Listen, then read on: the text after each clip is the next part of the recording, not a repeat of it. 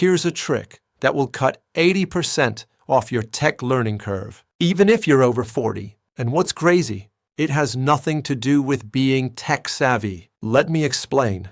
I used to be completely terrified of technology. Seriously. I'd break into a cold sweat just trying to update my phone. But then I discovered something that changed everything. See, most people think learning tech is about memorizing complicated jargon and processes. But that's exactly why they fail. Here's what I found. The key isn't learning more, it's learning less.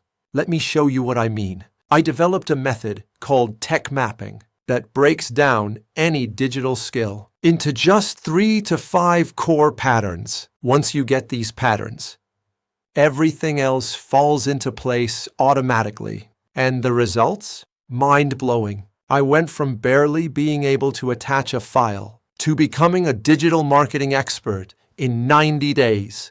Now I run 6-figure campaigns for major brands. But here's the really interesting part. The older students in my program actually learn faster than the young ones.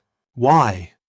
Because they focus on understanding patterns instead of memorizing steps.